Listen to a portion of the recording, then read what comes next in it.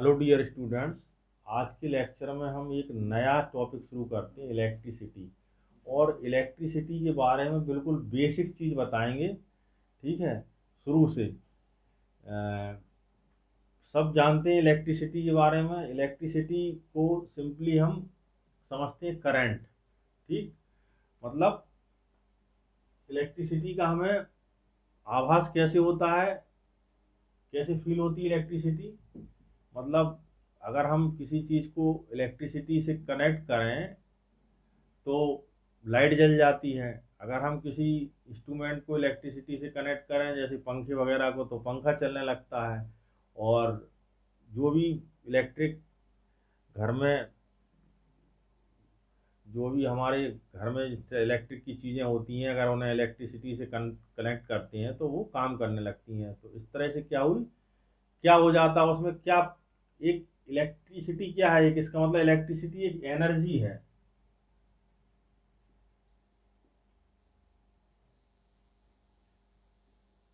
Electricity क्या है, एक एनर्जी है।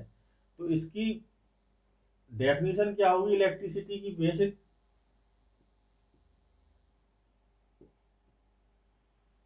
ठीक, कोई अगर सिंपल लैंग्वेज में पूछे कि इलेक्ट्रिसिटी है क्या, तो इलेक्ट्रिसिटी क्या होगी,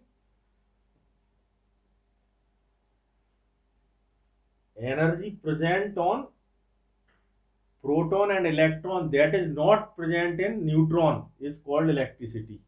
ठीक, मतलब प्रोटॉन और इलेक्ट्रॉन पर प्रेजेंट एनर्जी।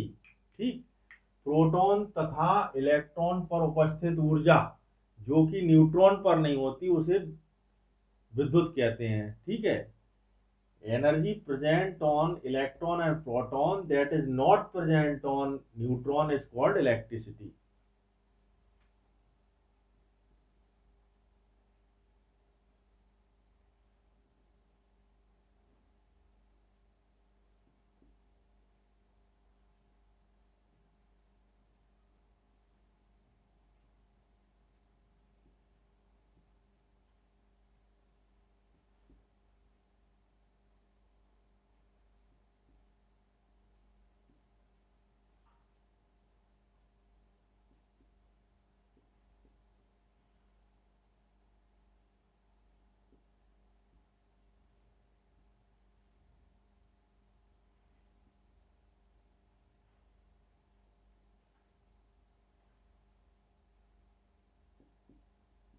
ठीक है, अब इलेक्ट्रिसिटी दो तरह की होती है, positive electricity and negative electricity.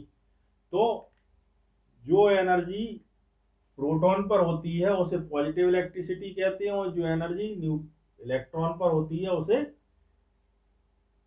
उसे क्या कहते हैं, निगेटिव इलेक्ट्रिसिटी कहलाती है वो। ठीक, तो पॉजिटिव इलेक्ट्रिसिटी और निगेटिव इलेक्ट्रिसिटी। अब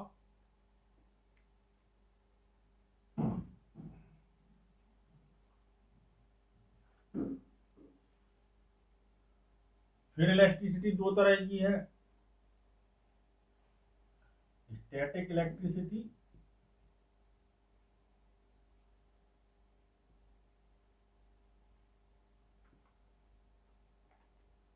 एंड करंट इलेक्ट्रिसिटी।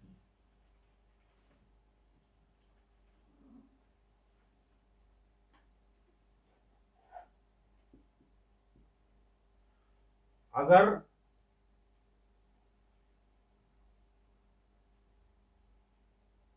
किसी भी बॉडी में इलेक्ट्रिसिटी वहीं रहती है और किसी दूसरी बॉडी की तरफ फ्लो नहीं करती, तो उसे स्टैटिक इलेक्ट्रिसिटी कहते हैं। और अगर इलेक्ट्रिसिटी एक बॉडी से दूसरी बॉडी की तरफ फ्लो करती है तो उसे करंट इलेक्ट्रिसिटी कहते हैं। ठीक है, तो जो करंट इलेक्ट्रिसिटी होती है वो गैसेस में इसका फ्लो इलेक्ट्रॉन, मतलब पॉजिटिव आयंस और नेगेटिव दोनों पार्टिकल की वजह से होता। पॉजिटिव आयंस की वजह से भी होता और नेगेटिव आयंस की वजह से भी होता। लेकिन जो मेटल्स हैं, ठीक है, या जो सॉलिड्स हैं, सॉलिड्स में करंट का फ्लो केवल इलेक्ट्रॉन्स की वजह से होता है।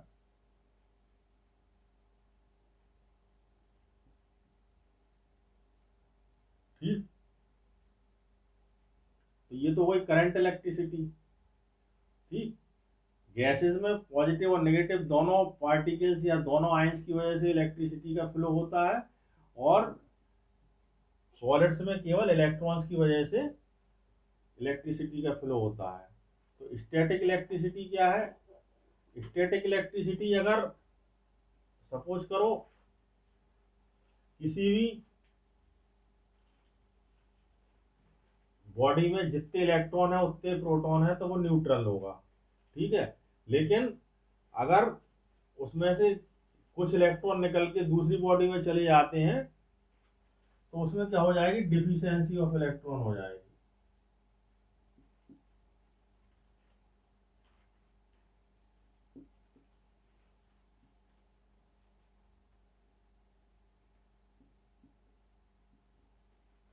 ठीक, और अगर इलेक्ट्रॉन उस पर ज्यादा आ जाए तो वो एक्सेस ऑफ इलेक्ट्रॉन्स हो जाएंगे। ठीक, अब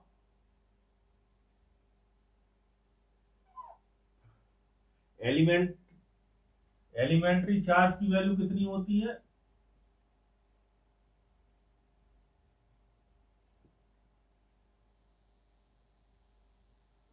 1.6 इंटू 10⁻⁻19 कूलम। ठीक, तो जिस पॉजिटिव इलेक्ट्रिसिटी की हमने बात करी थी वो इलेक्ट्रॉन पर कितनी होगी? -1.6 10⁻⁻19 कूलम।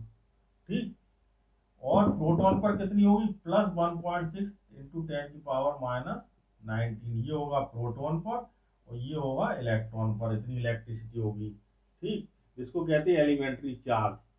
तो स्टैटिक इलेक्ट्रिसिटी की बात कर रहे थे हम, तो स्टैटिक इलेक्ट्रिसिटी में जो डिफिशियंसी ऑफ इलेक्ट्रॉन होते हैं तो उसकी वजह से क्या हो जाता है? उसमें पॉजिटिव चार्ज हो जाता है, और एक्सेस ऑफ इलेक्ट्रॉन्स की वजह से क्या हो जाता है? उस पर निगेटिव चार्ज आ जाता। मतलब क्या है? अगर किसी भी उसमें डिफिशियंसी इलेक्ट्रॉन्स की निकालना है तो कैसे निकालेंगे? ठीक, सपोज करो उस पर 11.2 इंटू 10⁻⁻19 कूलम प्लस चार्ज है, तो इस पे तो इस बॉडी पर इलेक्ट्रॉन्स की इफिशियंसी होगी या डिफिशियंसी होगी? ठीक, तो प्लस है, यानी इसमें से इलेक्ट्रॉन निकल गए होंगे तभी इस पर पॉजिटिव चार्ज आएगा। इलेक्ट्रॉन का चार्ज अपने आप में कैसा होता? निगेटिव होता। जब नेगेटिव चार्ज किसी भी चीज में से हटा देंगे तो बाकी बचा चार्ज कैसा होगा? उस पर पॉजिटिव चार्ज होगा। तो इतना है इसमें। ठीक है, तो अब इसमें कितने इलेक्ट्रॉन ज्यादा होंगे एन की वैल्यू निकालना है, तो इसका फॉर्मूला होता है Q/E। ठीक, तो 11.2 into 10⁻⁻19 upon 1.6 into 10⁻⁻19।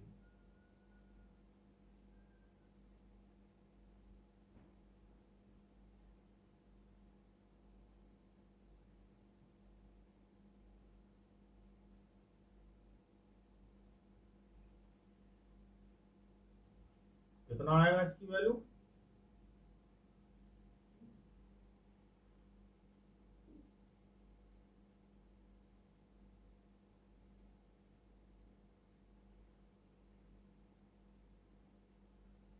Eight electron. तो एक इलेक्ट्रॉन इसमें क्या होंगे? निकल गए। इसमें एक इलेक्ट्रॉन की डिफिशियंसी है।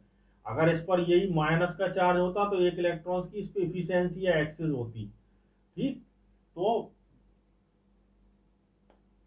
स्टैटिक इलेक्ट्रॉन्स क्या होता है कि जैसे दो चीजों को जब आपस में रगड़ा जाता है तो क्या होता है कि एक एक को जो है सब्सटेंस में से इलेक्ट्रॉन निकल के दूसरे सब्सटेंस में चले जाते हैं, तो उसमें एक पॉजिटिवली चार्ज हो जाता, दूसरा नेगेटिवली चार्ज हो जाता। हम लोग बचपन में खेल खेलते थे, स्केल को बालों से रगड़ लेते थे, ठीक है, और फिर उस पे कागज के टुकड़े इस तरह से कैच करते थे, ठीक। तो होता क्या था कि जब हम बालों से रगड़ते हैं किसी स्केल को या प्लास्टिक रॉड को, ठीक है, तो उससे क्या होता था, स्केल से कुछ इलेक्ट्रॉन निकल के बालों में चले जाते थे, ठीक, चले जाते हैं। तो ये पॉजिटिवली चार्ज हो जाती है स्केल, और जो हेयर होते हैं वो नेगेटिवली चार्ज हो जाते हैं।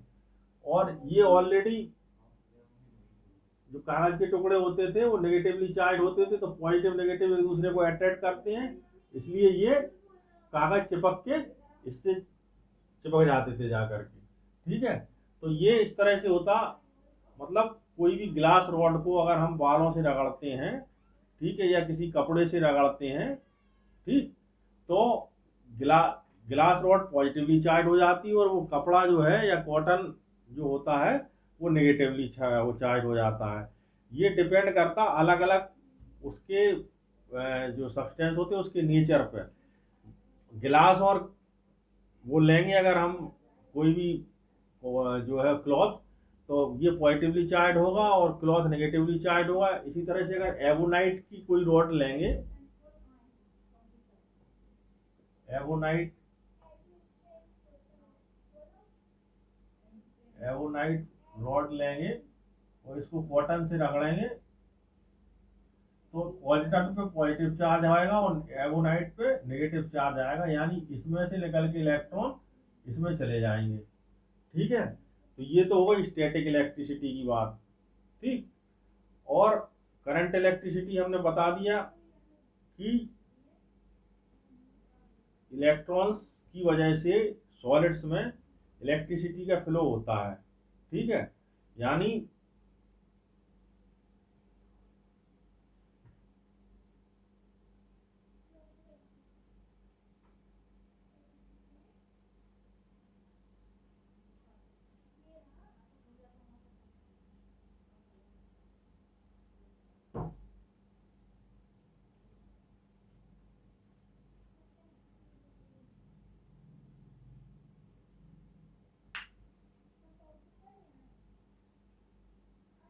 ये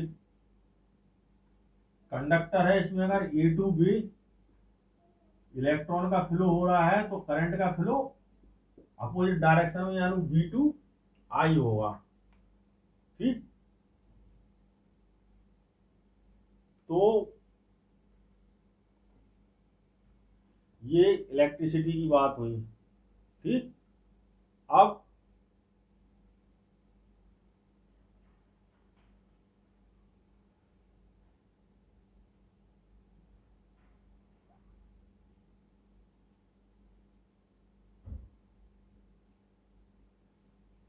दो चार्ज हैं अगर, ठीक, और वो अगर इस तरह से रखे हुए हैं तो दोनों के बीच में सेम चार्ज है अगर, तो इनमें रिपल्सन का फोर्स लगेगा। और अगर ये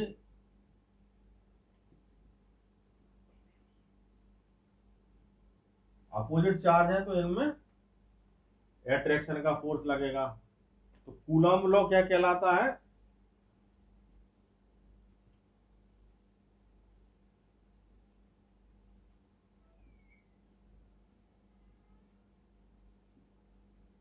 force acting between two charged particles is directly proportional to product of magnitude of both charge if distance between the two charge remaining constant।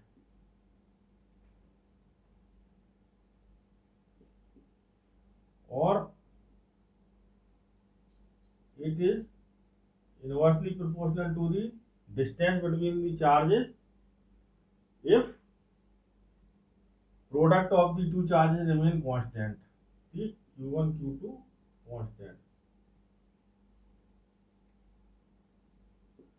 तो F Q1 Q2 upon R square, तो F is equal to K Q1 Q2 upon R square. ठीक, तो यहाँ के को हम लिख सकते हैं in MKS system 1/4 pi epsilon 0। ठीक, तो एफ की वैल्यू आएगी 1/4 pi epsilon 0 Q1 Q2 upon R square. ठीक,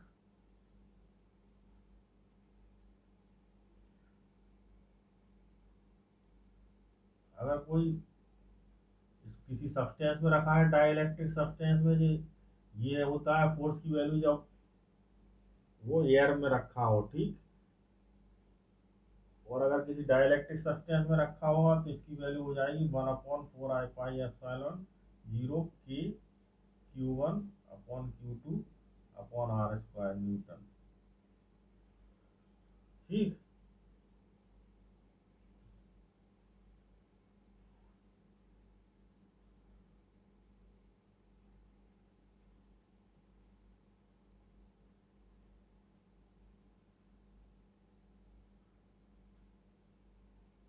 यहाँ से के की वैल्यू वो निकाल सकते हैं अपन, unit newton metre square upon coulomb square, newton metre square upon coulomb square.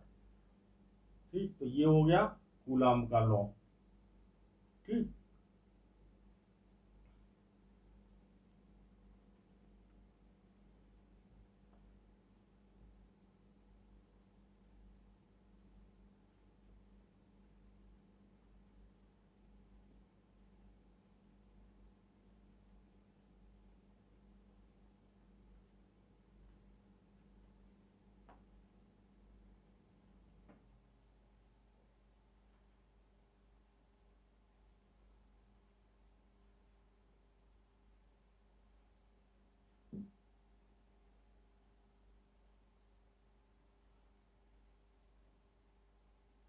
अगर कोई इलेक्ट्रिक फील्ड है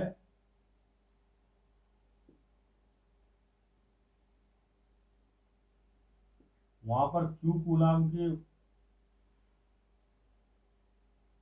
चार्ज को रखने पर उसमें वर्क डन की जो है, जो पोटेंसी प्रोड्यूस होती है,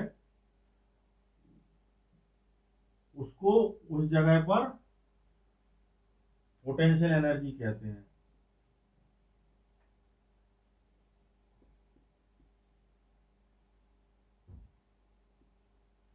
मतलब कैपेसिटी ऑफ डूइंग वर्क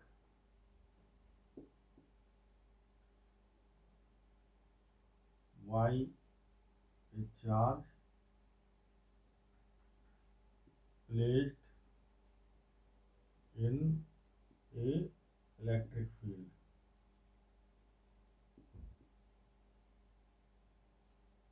ठीक, तो वो अगर यू जूल है,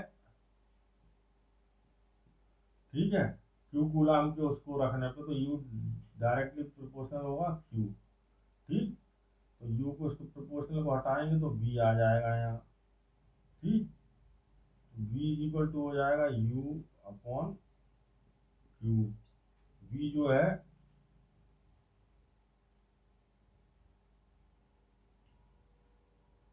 पोटेंशियल है,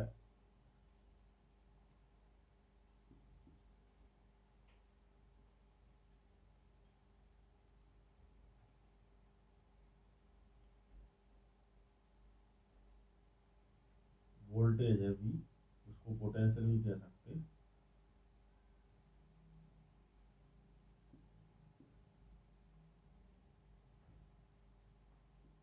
ठीक है, तो वी की डेफिनेशन क्या हो गई यहाँ से, यहाँ अगर Q is equal to 1 coulomb कर देंगे तो V इज इक्वल टू हो जाएगा U। ठीक, यानी किसी भी इलेक्ट्रिक फील्ड में अगर 1 कूलम चार्ज रखने पर उसमें यू वर्क का, मतलब उसमें जो भी कैपेसिटी प्रोड्यूस होती है वर्क डन करने की, ठीक है, या जो भी उसमें पोटेंशियल एनर्जी प्रोड्यूस होती है वो उस जगह पर वोल्टेज के बराबर होती है। ठीक, अगर Q इजिकल टू 1 कूलम है तो V इजिकल टू हो जाएगा U। ठीक है, if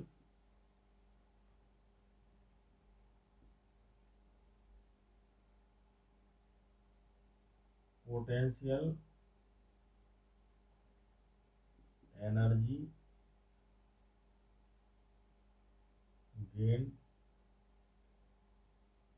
by a unit charge on placing it in electric field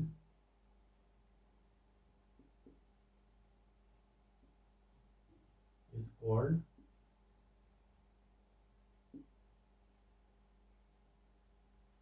electric potential या वोल्टेज एट दैट पॉइंट।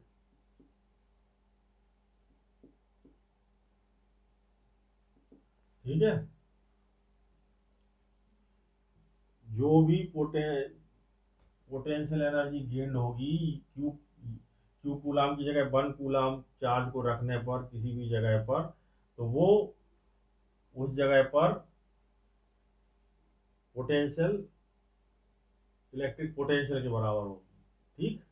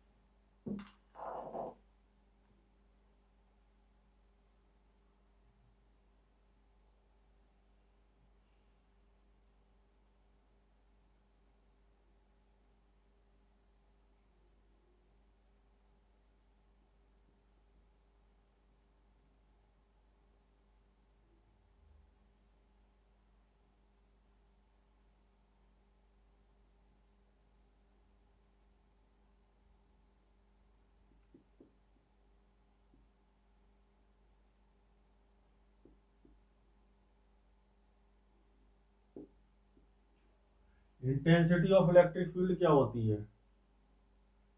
ठीक, इंटेंसिटी ऑफ इलेक्ट्रिक फील्ड होती है, अगर सपोज करो क्यू कूलम चार्ज किसी भी इलेक्ट्रिक फील्ड में रखा तो उस पर एफ फोर्स लग रहा है। ठीक है, तो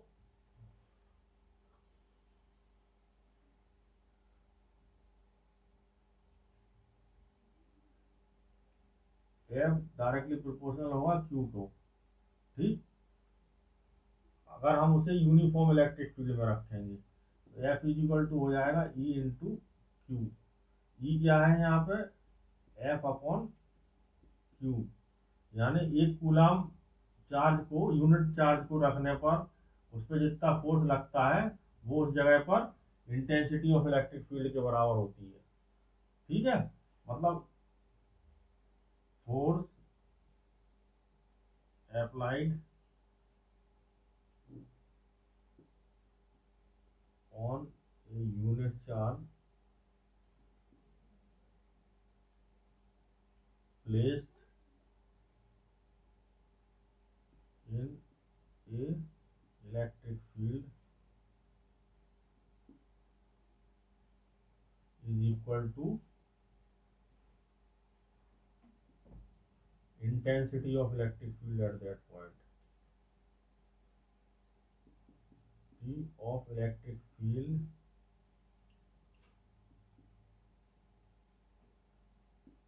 ठीक, हो गया इंटेंसिटी ऑफ इलेक्ट्रिक फील्ड। ठीक, अब हमने ये फॉर्मूला निकाला था फोर्स का, कूलम फोर्स का, Q1 Q2 upon R square. ठीक, तो इस चार्ज की वजह से यहां पर जो फोर्स लग रहा था दूसरे पे, वो कितना था, ये इस पर भी इतना ही चार्ज फोर्स डालेगा और ये इस पर भी इतना ही फोर्स डालेगा। ठीक, अगर इस Q2 की जगह 1 कूलम चार्ज रख दें तो क्या डेफिनेशन वही आ जाएगी ना, इंटेंसिटी ऑफ इलेक्ट्रिक फील्ड का मतलब क्या है, 1 कूलम फोर्स पर लगने वाला चार्ज। तो यहाँ पे हम 1 कूलम रख दें तो Q2 की वैल्यू क्या हो जाएगी, Q2 की वैल्यू क्या हो जाएगी यहाँ पे 1, तो F की बराबर क्या हो जाएगा, अब यहाँ से देखो ना, E is equal to F upon Q2। ठीक, यूनिट चार्ज पर लगने वाला फोर्स, तो यहाँ Q2 पे लगने वाला फोर्स था और Q2 से इसको डिवाइड कर देंगे तो E इज इक्वल टू क्या हो जाएगा, 1/4 pi epsilon 0 Q upon R square. तो ये फॉर्मूला हो गया इंटेंसिटी ऑफ इलेक्ट्रिक फील्ड का। ठीक,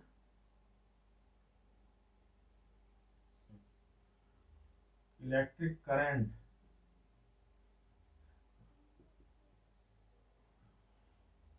अभी हम चार्ज की बात कर रहे थे, तो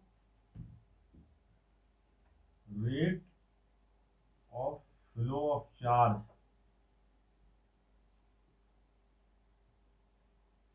is equal to called electric current. ठीक, मतलब ये दो पॉइंट हैं, यहाँ से इसमें सपोज करो Q1 चार्ज है, इसमें सपोज करो Q2 चार्ज है, और डेल्टा Q चार्ज यहाँ से यहाँ चला गया t सेकंड में, डेल्टा t सेकंड में।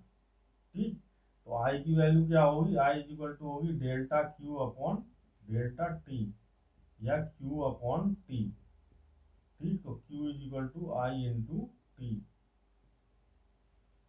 ठीक, यानी एम्पियर, इसकी ये होता है कूलम अपॉन सेकंड, इसको कहते हैं एम्पियर।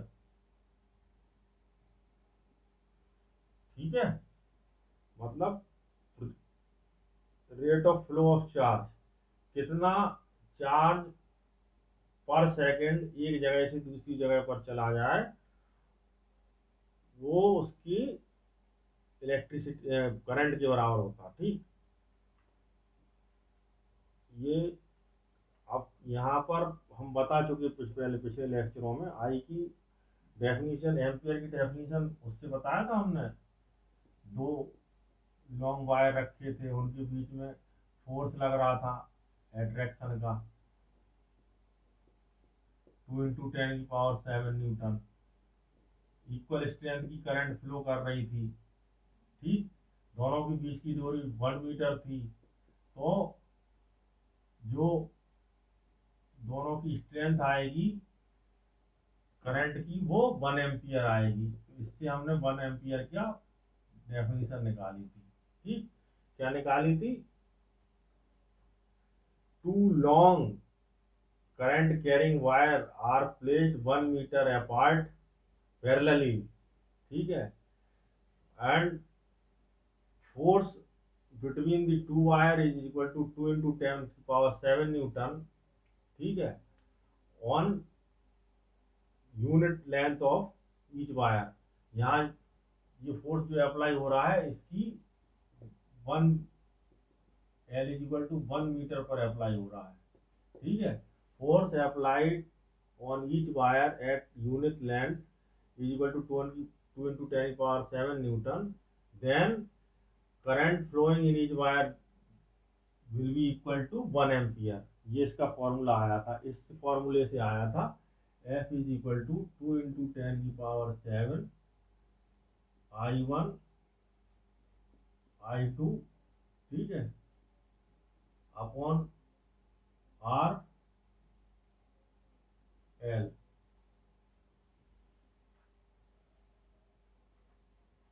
ठीक, तो अगर आर 1 होगा, एल 1 होगा, फोर्स की वैल्यू 2 इंटू 10⁻⁷ होगी, तो I1 I2 की वैल्यू 1 हो जाएगी। ठीक, इसी से ये फॉर्मूला आया था कि अगर दो long current carrying conductor are placed at 1 metre distance parallelly, ठीक है, and the force applied on unit length of the each wire is 2 into 10⁷ Newton, then the current flowing in each wire will be equal to 1 ampere. ठीक है, तो ये 1 ampere की definition आ गई। अब हम थोड़ा सा पोटेंशियल डिफरेंस के बारे में बताते हैं।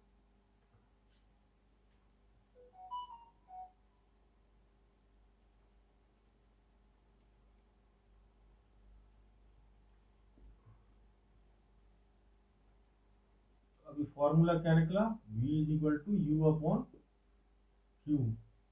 ठीक,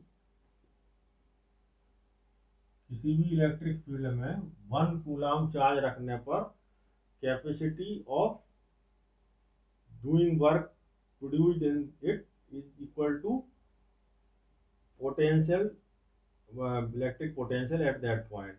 ठीक है, तो अगर हम किसी पॉइंट इधर से लेकर के ए पॉइंट से यहाँ बी पॉइंट तक ले जाते हैं किसी फोर्स को, और उसमें चेंज इन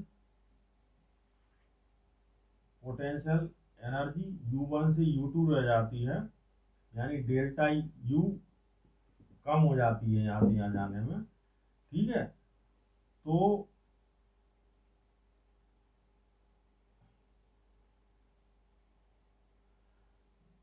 जो वर्क डन होगा दो इसको यहाँ से यहाँ तक ले जाने में यूनिट चार्ज को, वो किसके बराबर होगा, वर्क डन होगा या चेंज इन पोटेंशियल एनर्जी होगी वो V के बराबर होगी, डेल्टा V के बराबर होगी यहाँ पे। ठीक है, मतलब change in potential energy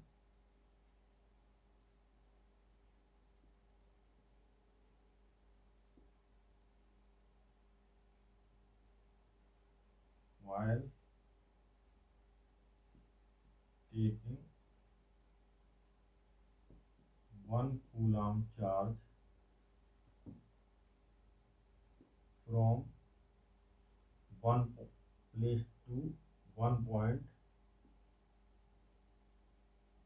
to another is equal to potential difference between 2 points।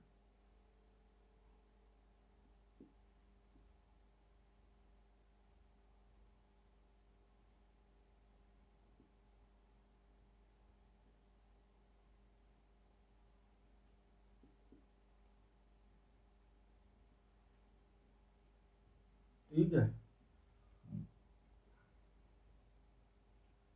तो delta V is equal to क्या होगा, delta U upon Q. Delta V is equal,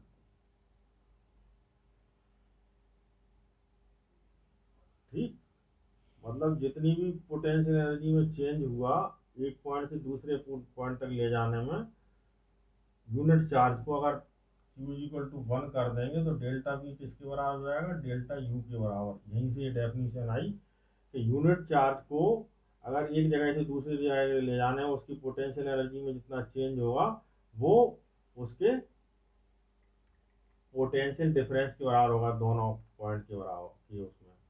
ठीक, तो चेंज इन पोटेंशियल एनर्जी किसके बराबर होती है, वर्क डन के बराबर। ठीक, चेंज इन पोटेंशियल एनर्जी कितने के बराबर होता, change in potential energy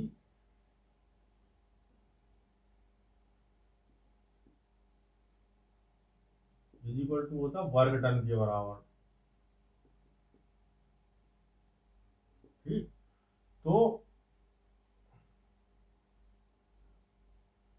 delta U is equal to हो जाएगा डब्लू। ठीक,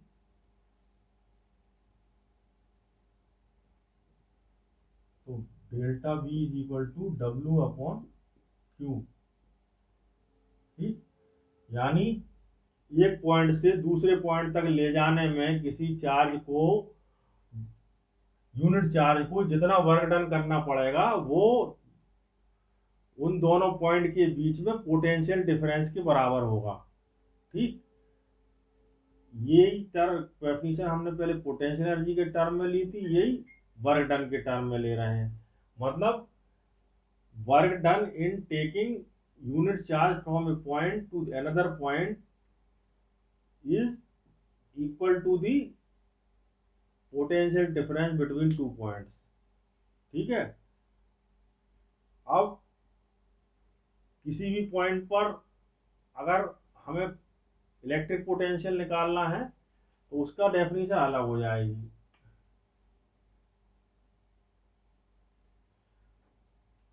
यहाँ इन्फिनिट से किसी भी पॉइंट पर इलेक्ट्रिक फील्ड में अगर हम किसी चार्ज को ला रहे हैं, 1 कूलम चार्ज को, तो work done by the charge is called electric potential at that point. और यहां से अगर इनफिनिट में ले जाएं तो work done on the charge या is equal to electric potential at that point. ठीक, इस केस में पॉजिटिव होगा वर्क डन, इस केस में नेगेटिव होगा। इसलिए जब इधर से इधर लाएंगे यानी इन्फिनिट से इधर जाएंगे तो work done by the charge होगा, और इधर से इधर ले जाएंगे तो work done on the charge होगा। ठीक,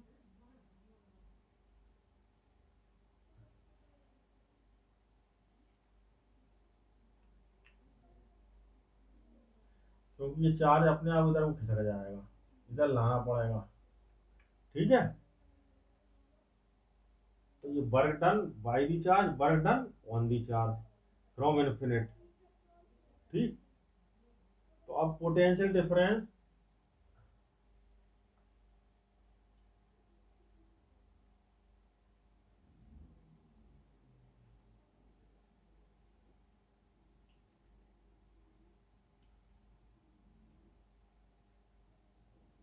डायरेक्टली प्रोपोर्शनल होता क्यू के। ठीक,